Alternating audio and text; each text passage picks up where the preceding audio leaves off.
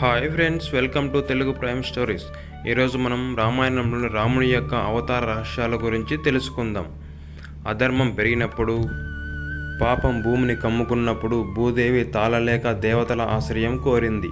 ఇంద్రుడు, బ్రహ్మదేవుడు మొదలైన దేవతలు వైకుంఠానికి వెళ్ళి పరమేశ్వరుడైన శ్రీ మహావిష్ణువును ప్రార్థించారు. ఆయన తేజస్సు మధ్య చిరునవ్వుతో ఇలా పలికారు: ధర్మాన్ని కాపాడేందుకు నేను మానవుడిగా అవతరిస్తాను.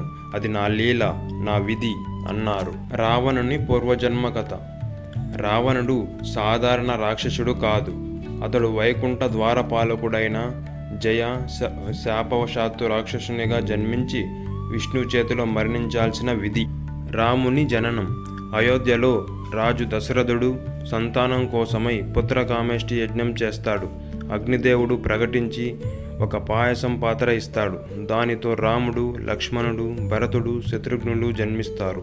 విష్ణువు మానవుడిగా అవతరించిన క్షణం ఇదే. రాముడు ఓ యోధుడు కాదు, ఓ శాంత స్వరూపుడు, ఓ రాజు కాదు, ఓ ఆదర్శ మనిషి.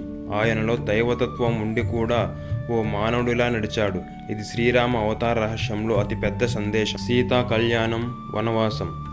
సీతా స్వయంవరంలో రాముడు శివధనస్సును విరిచి ఆమెను వరించాడు. కానీ చక్రం తిప్పింది మంత్రాలిదే కైకేయి మాటతో రాముడు తన సింహాసనం వదిలి వనవాసానికి వెళ్ళాడు. నిగ్రహానికి, ధర్మానికి నిదర్శనం. రావణుడు మరియు సీత అపహరణం. రావణుడు సీతను అపహరించాడు.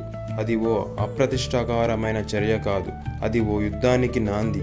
రాముడు తపస్సుతో, ప్రేమతో, ధర్మబలంతో రావణునిపై నిలబడతాడు. అటువంటి సమయంలో రామునికి తోడయ్యాడు హనుమంతుడు.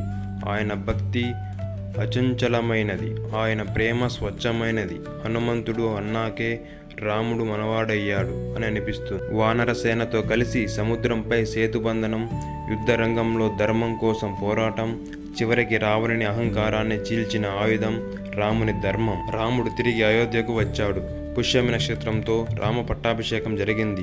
ఆయన పాలన రామరాజ్యంగా గుర్తింపు పొంది సమానత్వానికి, శాంతికి సంకేతంగా మారింది. శ్రీరామ అవతార రహస్యం.